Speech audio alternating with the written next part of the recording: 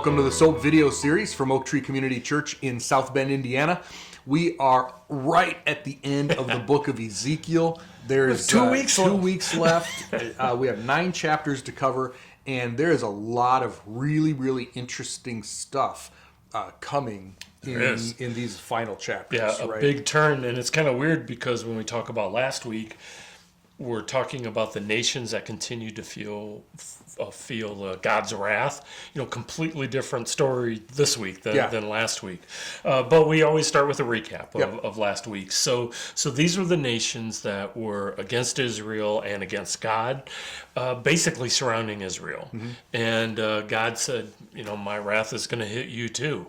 So some of these nations were either openly against Israel or maybe not so openly, and some of them made fun of God. And God says, I have to protect my reputation and myself. So all these places were gone, right? Babylon was used to destroy all these places. And then even last week, it changed into a vision. And Ezekiel had a vision called Dry Bones, where he actually didn't know where he was, right? But he was in a valley outside of Jerusalem. Right? We'll just say outside of Jerusalem.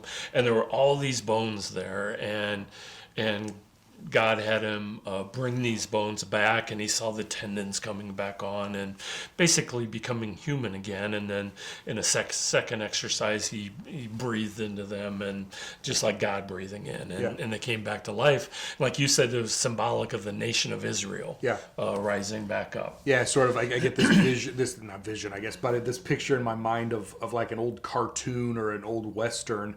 You know, it has a skull sitting, the skull of a bull or something out over there. A buffalo, just parched, sun-bleached, whatever. And you get all these things coming back together. And just like Israel has been left for nothing for so many centuries now, millennia, God will bring the nation back. And that sets up the rest of the end time stuff from last week and these next couple of weeks. Right. And a quick one, there was a second vision too, where he had 2 sticks, and he really, it was the northern kingdom and southern kingdom, and the idea that he was holding the middle. There would be one Israel on the way back. And Zechariah had something very similar where he shows the unification of Israel. So in the future, there will be a unified Israel, no more northern, southern, whatever. It's Israel in the future. So now we're taking a turn. And in this turn for the next 2 weeks, we're going to be looking at future events. These are events that were future to Ezekiel, and they're future to us too. And we can place them in the millennium, in the 1,000-year reign of Jesus in Israel, from Israel, Jerusalem. In the future. Right. And really what we're going to be talking about mainly is the temple. Right. So there's going to be a new temple, and God wants Ezekiel to tell everybody, all the Israelites, what this temple is going to be like. So he does a really good job of describing it. He is very, and he tells Ezekiel, take measurements, write this down, everything you see, you tell. And he dutifully does this. So again, I know you already said this, but this is a vision, right? This is a vision, okay? So this, like you said, it hasn't happened yet. Ezekiel is seeing the future. But because he is seeing the future, and because he is supposed to tell the Jewish people what he's seeing, right? We need to read this with their mindset, in a sense, right? They don't know everything that we know. We know a lot more about the end times. They don't have the book of the Revelation yet. They don't have any of that. But there's so much detail that is going to be given that we can't just take this symbolically, right? I mean, he's going to give measurements. Like, this is how tall and how wide. This is exactly what it's supposed to look like. We're not going to take this symbolically. We're going to take this very, very literally, right? And he is there. I mean, he's looking around and seeing. Right. It's a vision, but But God, it's like a 3D vision that he's in the middle of. So this is a promise that God is making them, that if he doesn't fulfill this literally, everybody's going to be able to come back to the book of Ezekiel and say, but you said it was going to be 10.5 foot. Why is it not 10.5 foot? Right? Yeah. I mean that's. Exactly. You can't give that kind of detail and then say, well, I just sort of meant that, sort of like it's supposed to stand for something else. It doesn't work that way, right? So we have to read it very literally, very carefully. Second thing, and then we'll, and that is, there are a ton of measurements in here. And you're going to be tempted to just skip it. You're just going to be like, page and page. Oh, more numbers, page and page and page. Well, same way when you read a bunch of names. Yeah, right. But so that's the temptation. And yes, do we need to know all these measurements today? No. Is there a direct application to us today? No. So the temptation is just to sort of skim over it. Here's what I'll tell you. There is more in here than just the measurements, right? So look for the detail between. I'm not saying read between the lines. I'm saying look for the detail between them. What else is there? What are they actually measuring? There's an altar, there's a table, there's certain rooms there or whatever. And there is more stuff than just measurements, right? So we don't want to just gloss over it, but I know that's going to be the temptation. Yeah, I want to talk about the temples as a whole, and I'll try to do it real quick. I mean, we could spend all day on just the temples. So the first temple is generally called Solomon's temple. Yep. This is the temple that's in Ezekiel's time that King Nebuchadnezzar has just destroyed in there. Right. The second temple is going to be built by the exiles, of which he is one, although we don't know if he's one that actually comes back. Yeah. Where after 70 years, the exiles come back. One of the first things they do is build a second temple. Yep. That temple gets a facelift and is actually by King Herod, and is actually the temple that Jesus was in. Right. Yeah. Right. And in fact, he also says in 3 days, knock this temple down, and when he's talking, and that temple gets destroyed shortly after Jesus' death, shortly being 70 years or so. Yeah, about 40 years after his death in the year 70 by Rome. Yeah. Right, so that's the second temple. There's going to be a tribulation temple, so that is as part of the rapture and the 7-year tribulation period. There will be another temple. We can call it the tribulation temple, or maybe the Antichrist temple. Yeah, somehow I think he's going to have some part in maybe helping it get started or whatever. But then in the middle of the tribulation, Antichrist is going to be the one that brings sacrifices to an end. Right, desecrates the temple in some way. So there has to be one there to desecrate. Right. So we know there's one there. And then that'll be destroyed at the end of the tribulation when Jesus comes back. Okay, so then the fourth temple is Ezekiel's temple. That's the one that we're talking about. Yeah. Also called the Millennial Kingdom Temple. Yeah, the Millennial Temple, because this will be after Jesus destroys, call it Antichrist or the tribulation, whatever. This one will be built according to these specifications for the 1,000-year reign. So there will be a temple in the millennium, and you'll see this week and next, you'll see exactly how it's supposed to be built and how it will function. There will be animal sacrifices there. We can talk about that more next time during those 1,000 years. Right. A priesthood, the whole thing. Right. So just kind of skipping to get us moving here a little bit, because we've got a lot to cover here. So like you said, tons of measurements in here, but Ezekiel meets a man whose appearance is bronze. Yeah. And those are the words. So it was like bronze, yeah. Is this a bronze man? No, it says his appearance is like bronze. So some kind of I don't know, glowing, or some kind of whatever. John uses something similar in Revelation 1 when he sees Jesus. Yeah. And so the temptation is to see, oh, this is Jesus, right? No, it can't be, because by the time we get over to chapter 43, he hears another voice while this guy is still standing there, and the voice says, that will be my throne. All right, it's not God. This is probably an angel, is my guess. Right. With all this description, if you read commentaries, every commentary except for one Gee, I wonder whose that would be. has drawn a picture of what this temple is going to look like. I didn't draw a picture. Some of them have some differences to them, but it is kind of cool that there's enough information in here that you can actually sketch out and rough in what this temple is going to look like. If you like CAD and you want to draw it up based on your the measurements here, feel free. You can actually get a picture of a visual of what's going on. Or if you're like me, you can also Google Ezekiel's temple and find someone else who did it. Find somebody who's already done it. Yeah. Yeah. All right. So it starts out talking about the temple and that there's a wall going to be around the temple, and this wall is going to be 10.5 feet thick Yep. and 10.5 feet tall. Yeah. This is massive. Yeah. Right off the bat. Yep. One thing I noticed, it doesn't say what it's going to be built by. I mean, Built, yeah. obviously it's going to be stone, Yeah. but it doesn't have to be stone Right. in there. Yeah, we know there's some wood in there because there's some wood carvings and engravings and stuff, so it's not all stone. Yeah. So Well, and also back in Ezekiel's time, you had some wood and you had a abundance of stone, so everything's going to be stone. Yep. A little different in our time. Yeah. And this is even future to us, so it doesn't have Yeah. to be, but Right. it probably is. I think the fact that it doesn't say allows us to, or makes us say, we don't know what it could be. So there are certain things that must be. It must be Yeah. this dimension. It must be this Yeah. size. He doesn't say what it's made out of. So I mean, it could be Legos for whatever. Right. But Right. But still, it's still thick. Yeah. Very, very thick. Right. There's about 30 rooms and there's various functions. And I think it's pretty cool that Ezekiel's walking around and he's seeing these rooms being put to use. Yeah. Right. And he has an idea of what it is versus, as a kitchen. Well, and don't forget, Ezekiel, before he was a prophet, was a priest. He is a priest.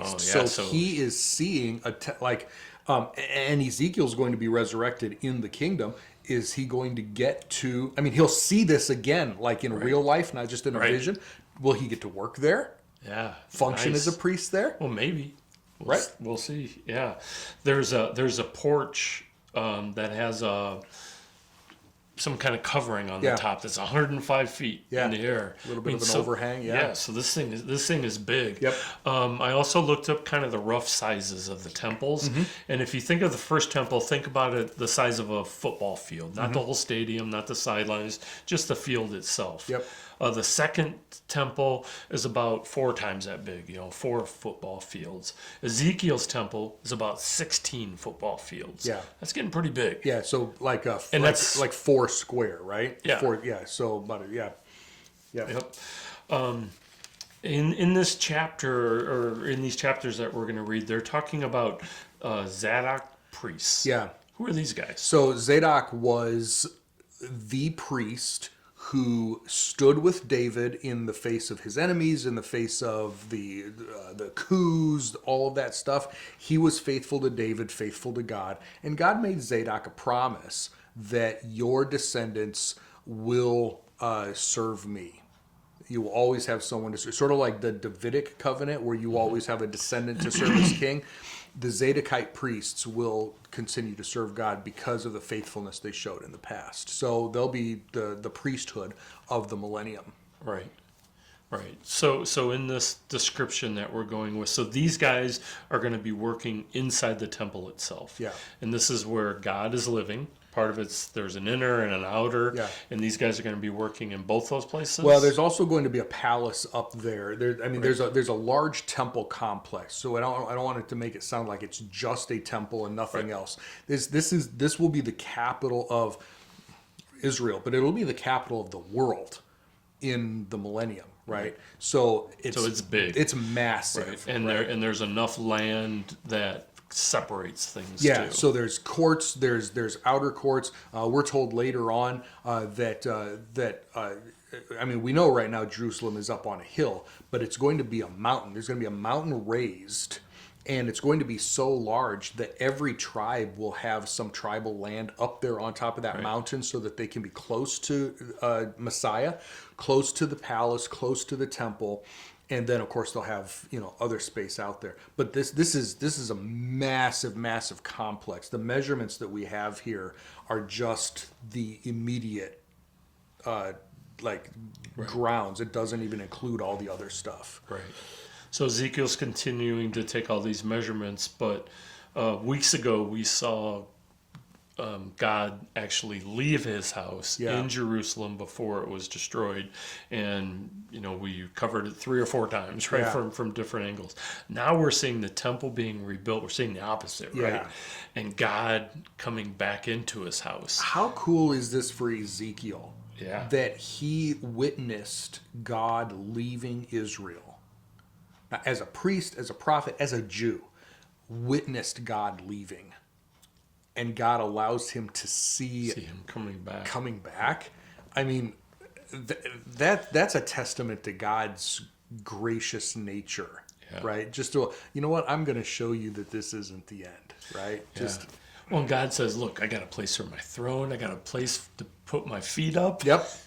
I've got, I will live along my people forever. Yeah. It's pretty cool. Yep. And then God tells Ezekiel, and again, what we talked about in the first chapter, he never says Ezekiel. He always says Son of Man. Son of Man, yep. To describe the temple to the house of Israel. That would be the people that are still in Babylon. So they will be ashamed of what they have done. Yeah. And then he said, the house of Israel will no longer profane my name, nor will there be spiritual prostitution. And if you think about the idol worshiping, the killings that actually happened that he was in and out on, and then God gives the law of the temple.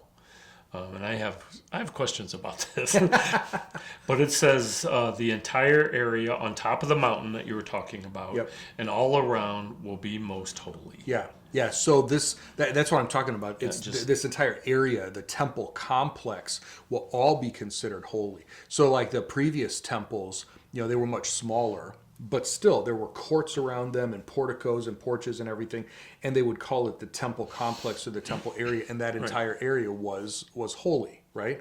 This is why part of why Jesus was upset and threw out the money changers, because even though they were in the outermost court, or one of the outer courts, they were still treating it in a disrespectful way, right? So this isn't just going to be, this is a massive area. The entire top of the mountain basically is going to be considered holy, even if it's not, part of the temple itself. Yeah. At the end of the week, we're going to be reading about the altar, and again, 1,000 numbers about the altar and what's happening. But there's also rules, and there's purification rules, and this is a multi-day. This is a week process of purifying it. So this is the type of stuff where anyone, like say a Jewish person an Orthodox Jew who takes the Tanakh, the Old Testament, literally. They don't see that third temple that we were talking about. They honestly believe that Messiah will build the next temple. Right. Okay, so anybody who can build a temple and get a temple built on the Temple Mount, they're going to trust as Messiah. They're looking at this as the next one. Right? So they're getting stuff ready and they want to be ready so when Messiah comes, they can build the temple. They're not seeing the tribulation temple the Antichrist is going to desecrate. Okay, so this is a really big deal for them. They take this literally, and we do too. We're just seeing it as far as the millennial kingdom after a couple of these other things that we see, right? Right. Yeah, interesting. And that's our reading for this week. Again, I didn't want to cover all the numbers, like he said, ton of numbers. Don't feel free to skip the numbers, but read between the numbers, right? And that's kind of the important part. Because there's a lot of other stuff in here. It's not just a list of numbers that we're just, just blow past. So that's 4 chapters this week. Next week we'll have 5 chapters and we'll finish more detail that's in here. But God is a God of his word. And so even if you don't get anything else out of this, even if you have questions, like, why do I care? We'll be there eventually. God is a God of his word. And if he goes to this much trouble, to this much detail to say what he's going to do, we need to take it seriously, right? And it's a promise, again, to Israel that this is going to take place. So we look forward to seeing it in person. Look up the sketches if you want to online. But one day we will see this in person, and we can stand alongside Ezekiel and David and all those other people who have been looking forward to this for a long, long time. Right. And man, that's pretty exciting to think of it that way, right? Yeah. So until then, read it, look forward to it, and we'll see you next time as we finish the book of Ezekiel.